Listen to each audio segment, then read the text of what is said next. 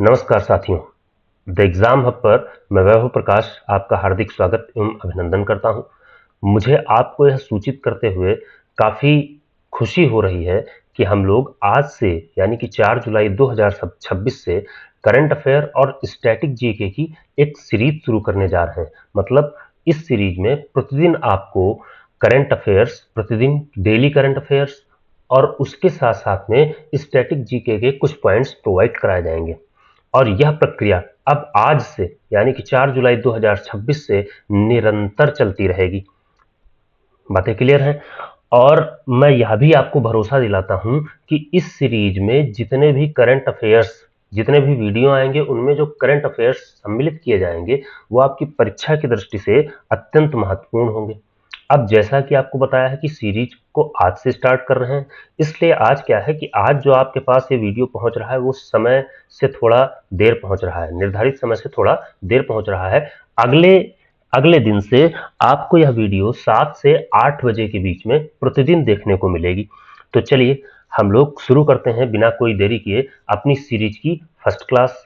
तो आज का जो हमारा करंट अफेयर का पहला सवाल है वह यह है कि वर्ष 2026 में अंतर्राष्ट्रीय सहकारिता दिवस, वर्ष 2026 में अंतर्राष्ट्रीय सहकारिता दिवस किस तिथि को मनाया गया? ऑप्शंस देख लीजिए कि 1 जुलाई, 2 जुलाई, 3 जुलाई और 4 जुलाई। तो याद रखिए कि अंतर्राष्ट्रीय सहकारिता दिवस जो है 4 जुलाई को मनाया जाता है। अब देख लीजिएगा कि अंतर्राष्ट्रीय सहकारिता दिवस हर साल जुलाई के पहले शनिवार 4 जुलाई को मनाया नहीं जाता है। सीधी सी बात है कि हर साल जुलाई के पहले शनिवार को मनाया जाता है। वर्ष 2026 में जुलाई का जो पहला शनिवार है वो 4 जुलाई यानी कि आज पड़ा है, इसलिए यह इसी दिन मनाया जा रहा है। इस वर्ष का मुख्य विषय, जो हमारा इस वर्ष का अंतर्राष्ट्रीय सहकारिता दिवस का थीम है वो क्या है कि शांतिपूर्ण विश्व के लिए सहकारिता। बात क्लियर है? अगले प्रश्न की ओर बढ़ते हैं। तो दूसरा प्रश्न हमारा क्या है कि हाल ही में किसे भारतीय वायुसेना की दक्षिणी कमान का प्रमुख नियुक्त किया गया है? तो इसका जो सही जवाब है वो है एयर मार्शल जसवीर सिंह मान। एयर मार्शल जसवीर सिंह मान को दक्षिणी वायु कमान का नया प्रमुख बनाया गया है। राजेश पुष्कर को भारतीय सेना की दक्षिणी कमान का प्रमुख नियुक्त किया गया है। मतलब आपको ये भी याद रखना है कि जो राजेश पुष्कर साहब हैं उनको भारतीय सेना की दक्षिणी कमान का प्रमुख नियुक्त किया गया है। अगले प्रश्न की ओर बढ़ते हैं। अब देखिए, आपसे एक और जानकारी शेयर करनी है कि जब भी आप कोई नया कार्य स्टार्ट करते हैं तो उसमें कुछ ना कुछ कमियां या कुछ ना कुछ बाधाएं उत्पन्न होती हैं। तो यहाँ पर जो हमारी बाधा है वो बाधा यह है कि कुछ टाइपिंग मिस्टेक है और कुछ टाइम का मैनेजमेंट हम लोग नहीं कर पा रहे हैं। अब अगले प्रश्न की ओर बढ़ते हैं कि अगला प्रश्न है हमारा कि सी फूड एक्सपो भारत 2026 मतलब सी फूड एक्सपो इंडिया 2026 का आयोजन किस शहर में किया गया है? तो इसका जो आयोजन, ऑप्शन देख लीजिए कि कोच्चि, मुंबई, चेन्नई, कोलकाता। तो सही जवाब जो होगा वो होगा कि चेन्नई में। कहाँ किया गया है? चेन्नई में। मतलब सी फूड एक्सपो भारत 2026 का आयोजन चेन्नई शहर में किया गया है, जबकि दूसरे राष्ट्रीय समुद्री भोजन कौशल ओलंपियाड का आयोजन कोच्चि में हुआ था। यह पॉइंट भी आप याद रखिए कि दूसरा राष्ट्रीय समुद्री भोजन कौशल ओलंपियाड कहाँ आयोजित किया गया? तो कोच्चि में आयोजित किया गया था। अगले प्रश्न की ओर बढ़ते हैं। अगला प्रश्न हमारा है कि सरकार द्वारा नशीले पदार्थों के दुरुपयोग और तस्करी को रोकने के लिए किस नाम से एक राष्ट्रीय नारकोटिक्स हेल्पलाइन शुरू की गई है? तो ऑप्शन है मदद, फिर मानस, फिर प्रयास, फिर सुरक्षा।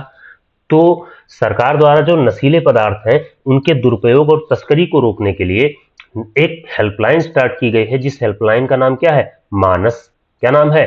मानस। मतलब गृह मंत्रालय या नारकोटिक्स विभाग के समन्वय से मानस नाम की एक हेल्पलाइन शुरू की गई है। मानस का पूरा नाम जानते हैं क्या है? मानस का पूरा नाम है मादक पदार्थ निषेध असूचना केंद्र। मादक पदार्थ निषेध असूचना केंद्र, ठीक है, जो देश में ड्रग्स नेटवर्क को तोड़ने असूचना की जगह सूचना केंद्र है, कि मादक पदार्थ निषेध सूचना केंद्र, जो देश में ड्रग्स नेटवर्क को तोड़ने और पीड़ितों की मदद के लिए काम करेगी। अगले प्रश्न की ओर बढ़ते हैं। तो प्रश्न नंबर 5 देखिए, फीफा वर्ल्ड कप नॉकआउट चरण में गोल करने वाले दुनिया के सबसे उम्रदराज मतलब ओल्डेस्ट खिलाड़ी कौन बन गए हैं? तो देखिए, Lionel Messi, Luka Modric, Cristiano Ronaldo, Neymar Junior. तो इसका जो सही जवाब है वो है क्रिस्टियानो रोनाल्डो साहब। इन्होंने क्या किया कि पुर्तगाल के जो दिग्गज फुटबॉलर हैं क्रिस्टियानो रोनाल्डो ने फीफा वर्ल्ड कप के नॉकआउट मुकाबले में गोल करके इतिहास रच दिया। और क्या इतिहास है? वह अब इस चरण में गोल दागने वाले दुनिया के सबसे अधिक उम्र के खिलाड़ी बन गए हैं। अगले पॉइंट की ओर बात करते हैं। तो अगला क्वेश्चन हमारा जो है वो ये है कि किस राज्य ने दृष्टिबाधित लोगों के शैक्षिक और कौशल अवसरों को बेहतर बनाने के लिए टोयोटा मोटर के साथ समझौता किया है? तो ऑप्शन है असम, नागालैंड, मिजोरम और मणिपुर। तो सही जवाब क्या है भैया? मिजोरम। अब देख लीजिए कि मिजोरम सरकार ने क्या किया कि दिव्यांगों और विशेष रूप से दृष्टिबाधित युवाओं को रोजगार और कौशल प्रशिक्षण से जोड़ने के लिए वाहन निर्माता कंपनी टोयोटा मोटर के साथ एक विशेष साझेदारी की है। ठीक है, उसके बाद अगले क्वेश्चन की ओर बढ़ते हैं। तो अगला क्वेश्चन है कि हाल ही में अलेक्जेंडर मुंटेनू ने किस देश के प्रधानमंत्री पद से इस्तीफा दे दिया है? तो पहला ऑप्शन है यूक्रेन, फिर मोल्डोवा, फिर ग्रीस, फिर रोमानिया। तो सही जवाब जो है वो है मोल्डोवा या मोल्डोवा। मतलब अलेक्जेंडर मुंटेनू ने किस देश के प्रधानमंत्री पद से इस्तीफा दे दिया? तो मोल्डोवा देश के। और मोल्डोवा है कहां?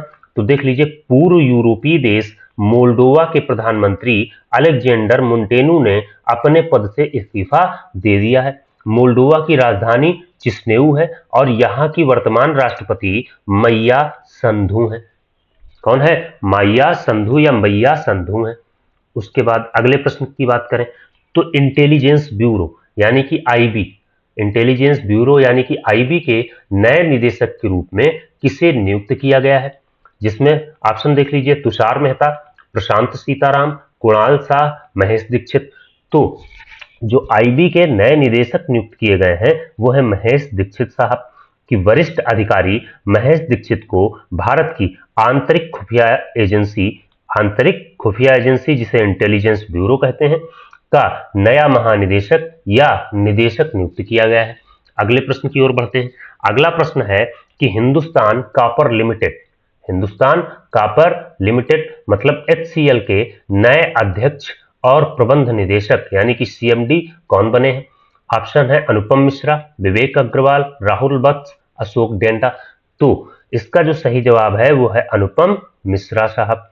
देखिए, सार्वजनिक क्षेत्र की प्रमुख कंपनी हिंदुस्तान कापर लिमिटेड का नया CMD अनुपम मिश्रा को नियुक्त किया गया है, जो कंपनी के रणनीतिक निर्णयों और तांबा उत्पादन गतिविधियों का नेतृत्व करेंगे। उसके बाद अगले प्रश्न की ओर बढ़ते हैं कि नागालैंड के किस पैरा एथलीट ने पुरुषों के 60 फुट F57 इवेंट में दुनिया के नंबर 1 खिलाड़ी बनने का गौरव हासिल किया? क्या दुनिया का नंबर 1 खिलाड़ी बनने का गौरव हासिल किया? अब ऑप्शन देखिए, हुकाटो होटोजे सेमा, दूसरा है चोखो वोझू साचू, फिर है निफ्यूरियो मोन्यू, फिर उसके बाद लाओ लेयांग, फिर लाओ रेयांग। तो जो सही जवाब है वो ऑप्शन नंबर ए आपका बिल्कुल सही जवाब है कि हुकाटो होटोजे सेमा।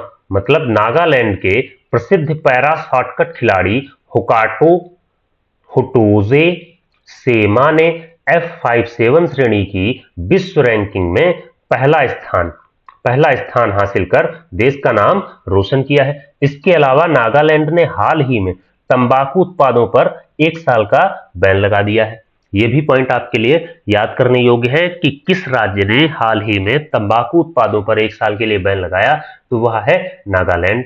अगले प्रश्न की अगर हम बात करें अगर हम अगले प्रश्न की बात करें तो भारतीय डिजिटल भुगतान प्रणाली मतलब यूपीआई, यूनिफाइड पेमेंट इंटरफेस को अपनाने वाला दुनिया का 10वां देश कौन सा बन गया है? तो दुनिया का जो 10वां देश बना है वो बना है कौन? ग्रीस। मतलब दुनिया का जो 10वां देश है जिसने भारतीय डिजिटल भुगतान प्रणाली को अपनाया है वह है ग्रीस। देखिए, भारत की डिजिटल ताकत का लोहा मानते हुए ग्रीस ने आधिकारिक तौर पर भारतीय यूपीआई सिस्टम को स्वीकार करने और लागू करने वाला दुनिया का 10वां देश बन गया है। इससे दोनों देशों के बीच व्यापार और पर्यटन को क्या बढ़ावा मिलेगा। अगले प्रश्न की ओर चलते हैं। तो प्रश्न नंबर 12 देखिए, हाल ही में घोषित की गई वैश्विक सूची के अनुसार दुनिया का सबसे तेज सुपर कंप्यूटर कौन सा है? दुनिया का सबसे तेज सुपर कंप्यूटर कौन सा है? तो देखिए, ऑप्शन है फ्रंटियर अमेरिका, फुगाकू जापान, लायनसाइन चीन, औरोरा अमेरिका। तो सही जवाब है लायनसाइन चीन। मतलब चीन के वैज्ञानिकों द्वारा विकसित लायनसाइन को आधिकारिक तौर पर दुनिया का सबसे तेज और शक्तिशाली सुपर कंप्यूटर घोषित किया गया है, जिसने तकनीकी के मामले में नया रिकॉर्ड बनाया है। अगले प्रश्न की ओर बढ़ते हैं। तो हमारा अगला प्रश्न है उल्लास पहल के तहत कि उल्लास पहल के तहत भारत का छठा पूर्ण साक्षर राज्य कौन सा बना है? तो देखिए, इसमें केरल है, उत्तराखंड, त्रिपुरा, कर्नाटक। तो जो अभी हाल ही में उल्लास पहल के तहत छठा राज्य बना है पूर्ण साक्षर वो है उत्तराखंड। क्या है कि केंद्र सरकार की डिजिटल बुनियादी साक्षरता को बढ़ावा देने वाली उल्लास योजना के बेहतरीन क्रियान्वयन के कारण उत्तराखंड भारत का छठा पूरी तरह से साक्षर यानी कि फुल्ली लिटरेट राज्य घोषित किया गया है। ठीक है, उसके बाद अगले प्रश्न की ओर बढ़ते हैं। देखिए, अगर आपको सेशन पसंद आ रहा है तो वीडियो को लाइक करें और अपने दोस्तों के साथ शेयर करें, और साथ ही साथ आपसे रिक्वेस्ट है कि आप चैनल को सब्सक्राइब जरूर करें ताकि आने वाली जितनी भी वीडियोस हैं उनकी नोटिफिकेशन आप तक पहुंचती रहे और आप कोई भी वीडियो मिस ना करें। और देखिए, जैसा कि अभी कुछ देर पहले हमने आपको बताया था कि जब भी आप कोई नया कार्य शुरू करते हैं तो कुछ ना कुछ बाधाएं उत्पन्न होती हैं। हम प्रयास करेंगे कि ये सारी बाधाएं जल्द से जल्द समाप्त हो जाएं।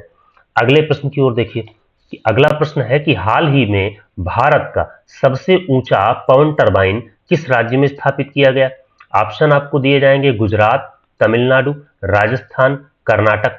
तो यहां क्या है कि जो कर्नाटक राज्य है वहां नवीकरणीय ऊर्जा के क्षेत्र में बड़ा कदम उठाते हुए नवीकरणीय ऊर्जा के क्षेत्र में बड़ा कदम उठाते हुए भारत का सबसे ऊंचा विशालकाय विंड टरबाइन कर्नाटक राज्य में स्थापित किया गया है, जो रिकॉर्ड बिजली उत्पादन करने में सक्षम होगा।